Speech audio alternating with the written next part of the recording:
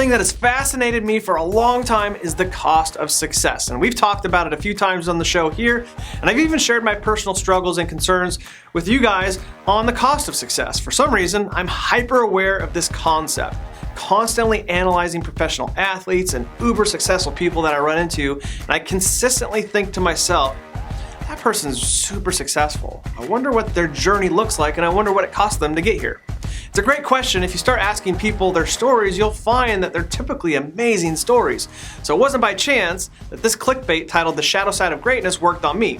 Great title, and even better article written by James Clear.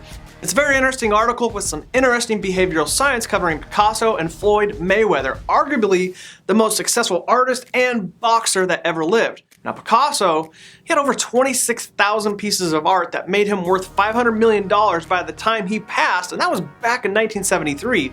And Mayweather, he's 49-0, and he's amassed over $1 billion in earnings so far. Now back to my question, I wonder what Picasso's journey looked like, and I wonder what it cost him to become the most successful artist that ever lived. Well, first, as we stated, he created over 26,000 pieces of art. Now think about that for a second. Let's get some clear perspective on that. He was alive for 33,403 days. Subtract his childhood?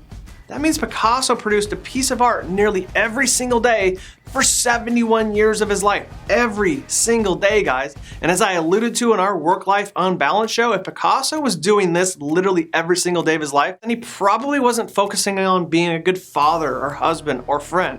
I don't know, just a guess. Well, not really, because the article points out that we are indeed right. He spent his life focusing on art only and had several failed marriages. One of them due to the fact that he had an affair with a minor. Then he married a 23-year-old when he was 63. Dang, player! Although that didn't work out for some reason, shocker. They separated as well, and to punish the ex-wife, he wouldn't see his children. Rock solid logic there. Strangely enough, two of his ex-wives then committed suicide after Picasso died. So yeah, crazy journey, and yeah, his success came at great cost. Again, we are seeing the shadow side of greatness, and it seems like the more successful you are, the bigger your shadow.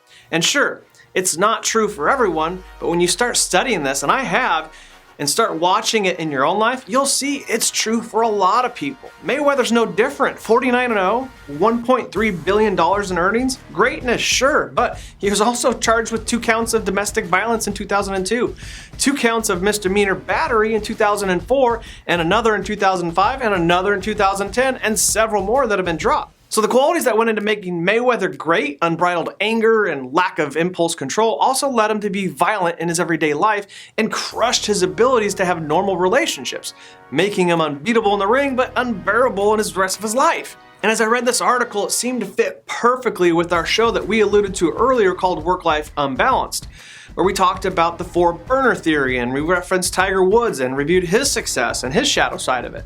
Oddly enough, when I finished the article, the author gave a head nod to the 4-burner theory, stating what we said in our show: the more you turn up one burner, the more you risk the other 3 going out. Things that make people great in one area are often what make them miserable in others. Guys, I want to get to the next level just as much as the next guy, and probably even more so. I know you guys do as well, but I personally don't want to chase success at this cost. I can't imagine getting to the top of the mountain and looking back down and it was built on failed marriages and friendships and the cost of my children and my coworkers. That sounds miserable to me, and I don't want to do that. Maybe I won't be the CEO of a great company one day because of my desire to be a good husband, father, and friend and coworker, but that's okay for me.